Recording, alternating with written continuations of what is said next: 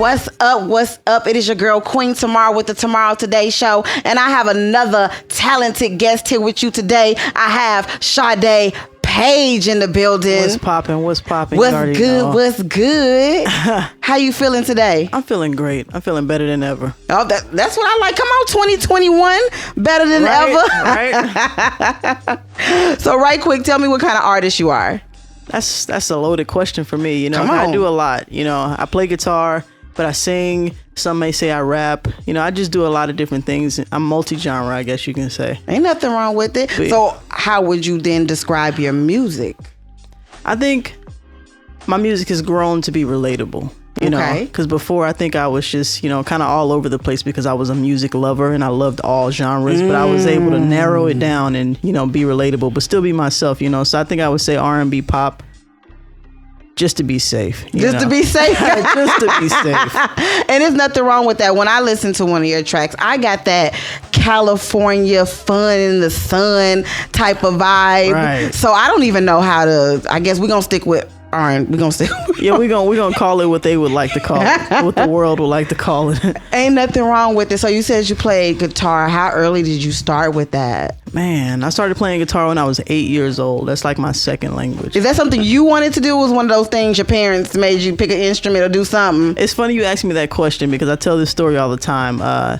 Guitar was an elective at my elementary school. My mom wanted me to play piano, but I was mad at her that day, so I was like, I'm going to sign up for guitar. And I signed up for guitar and I stuck with it. You know, here I am, 26, and still doing the same thing. And baby, you can goddamn play, okay? Let me tell you I'm something. Right. No, don't do that. Don't do that humble stuff on here now. Right, Keep it real and say you can play that thing and ain't nothing wrong with it. So when did you get into the music? Like, when did you want to start singing and rapping and doing these type of things? Man, I think I've always been a fan of art and a fan of creating. So when I started playing guitar and me loving to write, they just kind of merged into each other once I got really fluent with my instrument. And then if I'm being honest with you, being a part of the church, I used to play in my my church. That really developed Everybody my started style. the church some type of way, huh? Right?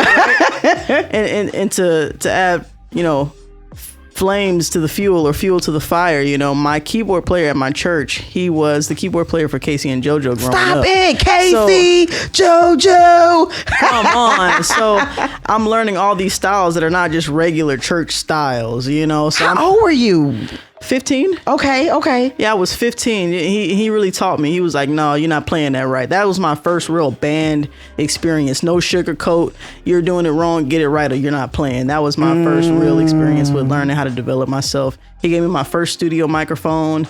So I started like singing and, you know, trying to sing, you know, stuff like that. And, you know, it really took off for me. I wasn't not a great singer at all starting off, but you know, I stuck my head to it, and when you want to do something, you're going to do it. And I really wanted to do it. Yeah. How hard was it to find your sound? Because I feel like most artists, when I interview them, you know, they say it took time to get to, you know, their own sound, right? Not to get away from the Michael Jacksons or the Beyoncés and try and find something of your own. How long was that a struggle? How long did it take? Right. If I'm being honest with you, it's really discouraging having a voice like mine and then hearing the Beyoncés and the Selena Gomez and everybody else that you think is a singer. You know, so for the longest, I've been telling myself that I can't sing. Because I've been trying to sing their types of songs, you know. So once I stepped away from that and really started to develop my sound, which was here just recently, if I'm being honest with you. Recent, like when? Come on. Like 2019. Okay. Yeah. And then I just made a couple tracks a couple days ago that just switched my whole sound up. I was like, oh my God, like what? Okay. Like, who am I? You know? So I think I'm constantly growing. I can't really say if I found my sound, but I know that if you hear one of my records, you'll know that it's one of mine. Each one doesn't sound like someone else's. Okay. So what artist inspired you growing up? Like, you know, I love this artist. I love their sound. This is what makes me want to do it. Right. That's got to be hands down. It's got to be Chris Brown. Okay. Definitely. And not even just, you know, all of his music. I'm not going to say, oh, I'm a diehard Chris Brown fan. All of his songs are perfect and they're the best. Because, you know, you have those bots out there that just go Chris Brown, you know. But no matter what, it's good. No, it's not. Stop lying. It's okay if he messed up on one. Jeez. Right. I don't like every Chris Brown track, but I do like this guy's story and I like that he's an excellent performer. This guy goes out on stage and he has explosive energy. And I like that he's been through trials and he was able to say, you know, screw it, I'm still going to make it. And I've been able to apply that to my life. So I have no excuses. I'm just going for it. So I asked you about the artist, but with you being a guitarist as well, did you have any that inspired you? That's so crazy because no, I didn't. What? I didn't. No Jimmy Hen, none of that? Nothing. What? Nothing. I learned most of my guitar licks from a bass player in my church band. Okay. Like, that's it. Like, I didn't have anything to reference. I didn't have any, oh, I want to play guitar like this person. Nothing. I literally joined guitar class out of spite of my mom. We can't say that enough, Mom. Right. She knows she's responsible. But yeah, that's really just how it happened. And then to take it even further, it sounds so terrible, but there was a guy in my guitar class. He was better than me, and I'm super competitive. So then it turned into this thing where I had to be better than him. And now here I am today. Killing. I am going to drop a clip of her killing it on one of her IG videos.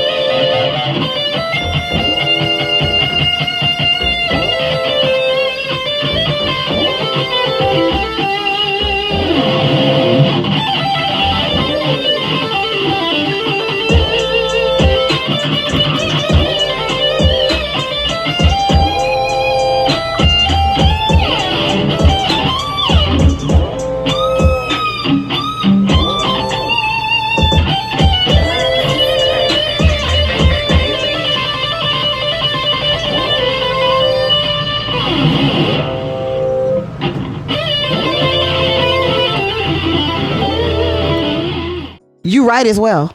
I do. I love to write. I love to play with words. I love to make people feel things. I love to create vibes and create experiences. I love it. Love it, love it, love it. So what's your process when you're doing that? It's crazy. My process has changed over the years. Before, I would sit down with my guitar, pen and paper. And then I moved into the recording side. I would get in the studio and it's like, okay, let's make the beat and then I'll write the song. And then it turned into, let me just get up here and go off the top. I rarely pull out a pen and paper. I really do. I just get in there and I go and I let the song write itself. Because you're recording, so then you can remember. I got you. Right. I got you. So it's kind of funny because I find myself making these songs and afterwards I have to teach them to myself because I never wrote them down. So I have to recite them, Makes sense. So recently you released a couple songs, singles. One in, I believe. First I want to talk about your life. You released an album, or was that an EP last year? I released an album that was like this collection of all these different songs that I was making when I was trying to find my sound. Finn 2015. Right. Fin is usually used as finished. Pretty much. So tell me and then 2015 and 2020. Tell me the story behind the name, the title of the album. Get into my business. Come on, give me the business. You named it. So Fin 2015. I'm glad you caught on to that. A lot of people don't know that. Fin is French for finish. Mm-hmm. So that was like the end of 2015. That was an end of an era for me. That was the end of drama for me. The end of crazy love lives, crazy relationships. And if you can bear through the poor quality of the music, you can actually listen to what I'm saying. And what I'm saying is I'm basically just spilling all my business and letting you guys know about my love life as a teenager. If y'all want the tea, we got it here. We told you where to find the tea at, okay? Oh yeah, high school crushes, cheating, all that. It's all kinds in of there. Oh goodness gracious, we're gonna have to listen to that complete album and then bring you back and ask some questions after that. Oh man, I don't know if I'm ready for those. So in December recently you dropped Jelly, a single. Tell me about Jelly. Jelly, that was actually a really fun song for me to make. That was one of those songs that I kind of came off the top with and let it write itself, you know. I can't tell you what kind of mindset I was in. I just heard the beat and I was like, yeah, like this makes me feel good. But I also want to be relatable. I'm always going to touch back on being relatable, you know, because not everybody is feeling good. Not everybody's having a good time. Right. Some people are dealing with, you know, the loss of someone in a relationship and that person is trying to make them jealous on the ground. Yeah. And that's what that song is about. Pretty much somebody trying to make you jealous and you just talking about it. And that's what I was doing. And we have visuals on that too, huh? I've been in my bag trying to piss you off. You've been on the ground slightly acting out. I know you getting lonely cause you going out. I know you the type to stay up in the house. You make me jealous, babe. Jealous, baby. Oh, yeah. You make me jealous, babe. Jealous, baby. Visual was crazy. Visual was fun. That was my first video with a model, so it was interesting. Why you say it was interesting? Because you know, everybody else might see me as an artist, but I'm just this regular person meeting this person that I got to get in the bed with for the first time. You didn't even know her. No, I didn't know. Most people get somebody they know. You know, what do they find? Friends. That would be more awkward, you know, because then y'all got to go home after that and be like, we still cool, right? This is not going to be an issue, is it? No. I get it. That's what's up. So what can we be expecting in the future? I know you dropped Jelly. Mm-hmm. Before that, it was AMG. Yeah. Got a lot of love on AMG. Yeah, that's the one that gave me that kind of Cali vibe, though. Yeah, that's the one that did it for me. But in the future, what can we be expecting from you? Well, if I'm being totally honest, these records that I have coming out were not a part of the plan.